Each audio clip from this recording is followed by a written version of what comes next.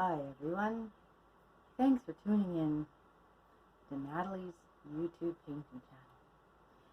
Today we're going to paint some oranges, as I promised. Sorry.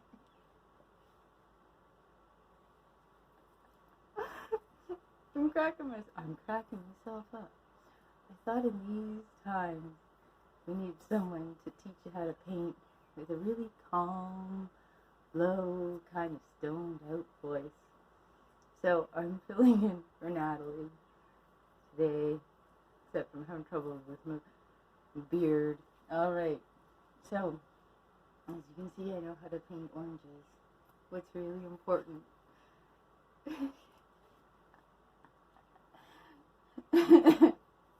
hang on. Okay, I got my beard on right now. So, when you're painting something like an orange, what you need to remember is a complementary color combination. So that really cool blue. Now, normally, I'd use phthalo blue, but Natalie really hates phthalo blue because it's a really strong color. It is the color of the Alaskan mountains and lakes, and I often use it and mix it in to make those happy little trees I love so much. But when you're painting oranges, ultramarine blue is just fine. So, as I said, here is a final painting of mine. I'll show you in this video just how to get started with your own happy little orange. I've got here the canvas prepared. No, I do not have liquid white. Don't use liquid white. I was told in art school, don't use liquid white.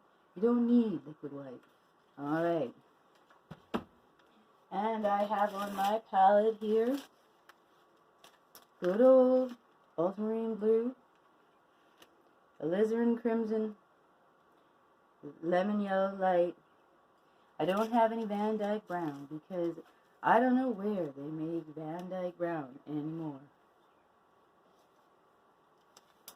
Alright, I'm just going to take my big old brush. I'm beating it against the easel because that's what I do. I'm just going to start to lay in color. Let's just turn this landscape format, okay? And let's put in mixing some yellow and some red. We've got a good old orange here. Alright, okay, and we just lay that paint on. Just lay that on.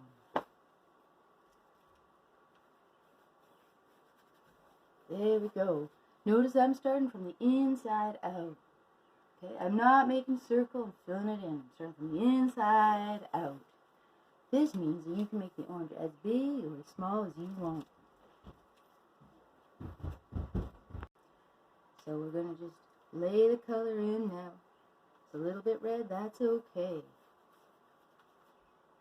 put some more yellow in. So you see, I'm just mixing the color right on the canvas. Don't be afraid. Just mix it right on the canvas and blend those colors. Alright. Okay. Now I can take a little bit of white. Think about your light source. I also have here my subject, an orange. Okay? So remember, you gotta get down and really know your subject really well. Really smell that orange. Inhale that orange. Get to know that orange. I'll just put our friend the orange right there. Maybe right here so you guys can see it at home. Alright, so if you're following along with me, I put a little bit of white on my brush now. And you see there's a highlight on the orange here, so I'm going to put a highlight on the orange there. Ah, there we go. Okay. A little bit more yellow. Blend. Now you see we got these messy edges. Alright, so what we're going to do with those messy edges is we're going to clean off our brush. Give it a good old wipe. Like that brush. And think about that happy little cabin in the woods all the way up in Alaska. Geez, I had fun there. Okay, so we're going to go in with some blue, because this is an orange study. Maybe not really a finished painting, but I want you guys to understand the complementary color relationship. So we've got orange. Now, if you imagine a color wheel, a rainbow in a circle, we've got the three primary colors: red, yellow, and blue. And in between each of those colors is the colors that they mix. So in between red and blue, you'll find purple. And in between blue and yellow, you'll find green. And in between yellow and red, you'll find orange. And if you run a line through them, you'll make a circle. And across that circle, you'll find that red is always opposite green, and yellow is always opposite purple, and blue is always opposite orange. In Natalie's next video, I think she's going to show you how to do a color wheel. But in this case, let's just dive right into doing an orange, okay? So we got an orange, so let's go ahead and put a blue background. Again, Natalie hates phthalo blue, so I'm going to go ahead and use ultramarine blue. It's a nice, warm blue. There, and you can see, you see how I'm not worried about fuzzy edges. I'm not worried about it blending, not at all. Just go ahead. Just go ahead. Fill in. Anybody remember what that color is, what this background's called? The negative space. Fill in the negative space, or uninhabited space. It sounds way more positive than these negative times. Fill in the uninhabited space. I'm going to hit it with a little bit of darker blue. You know why? Because it provides contrast. Go right up. Right up. Blend, blend, blend, blend, blend. Blend, blend, blend, blend, blend. Now if this side's darker, why don't we go ahead and make that side lighter, okay? Give your brush a good old wipe. Take some white, bit of blue, and we'll just make it lighter. Paintings are all about contrast. And we keep painting. Are you painting along at home? I sure hope you are. There we go. So you see how already our orange is starting to take shape. And we'll just keep layering and putting in color here.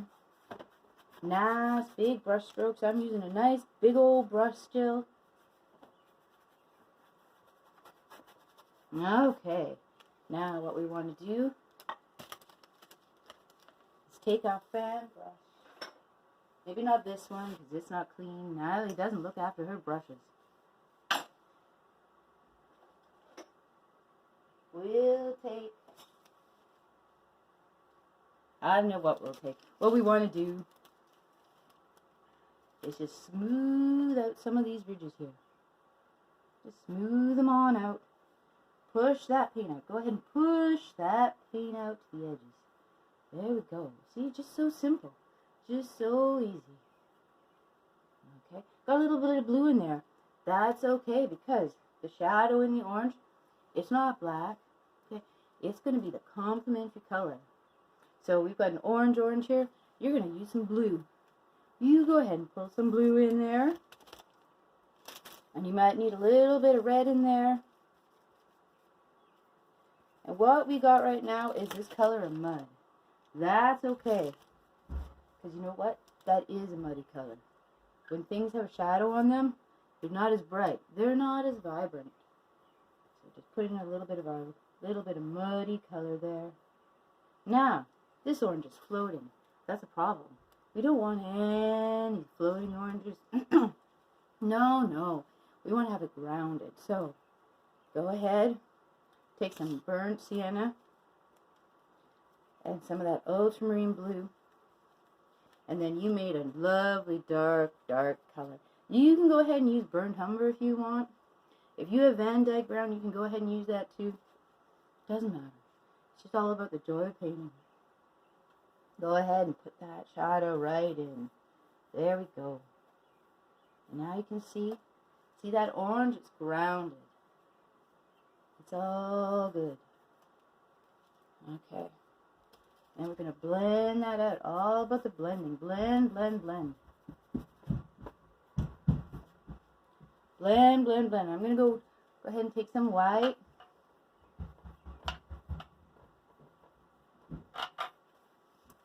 Fill in my canvas. Fill in my canvas. There we go. Look at that. So now we got the beginnings of an orange. Let's go ahead and tidy up those edges once more.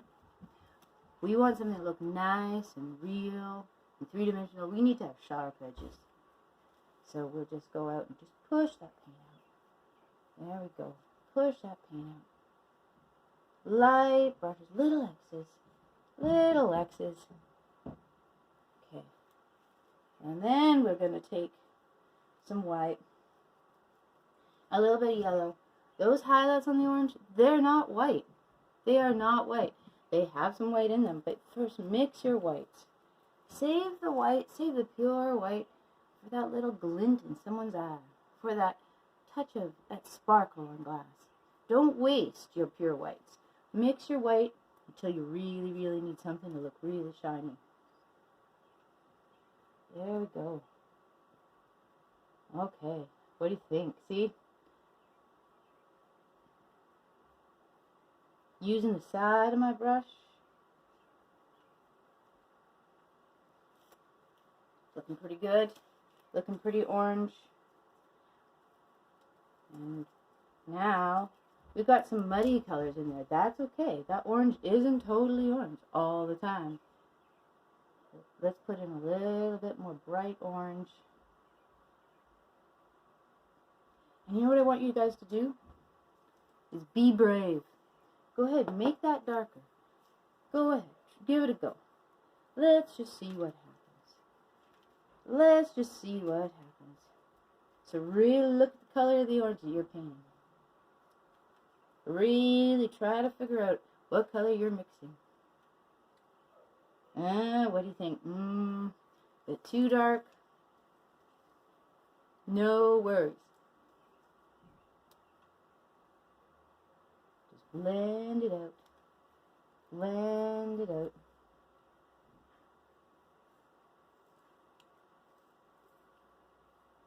Keep blending.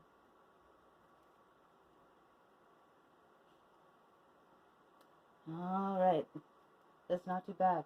Let's go ahead and make that really dark.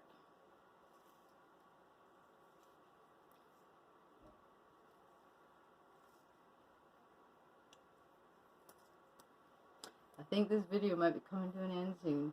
I think it might be time for Natalie to take over. Anyway, you'll see that right now, what we've got are the good bones of a painting. This is a great way to start off your painting. Might have to dry before you let an oil painting dry or any painting dry. Make sure you smooth out any ridges on your paint that you might not want. Okay? Texture is great in a painting, but if it's the wrong spot, you'll be unhappy. So, smooth out the paint, let it dry, and come back to it again. Thanks for joining us as ever. Make sure you subscribe to Natalie's YouTube channel. She appreciates it. Any comments are also appreciated. Again, thanks for watching, and let me know if you want me to substitute for Natalie again sometime. Okay, take care, God bless, and have a good day.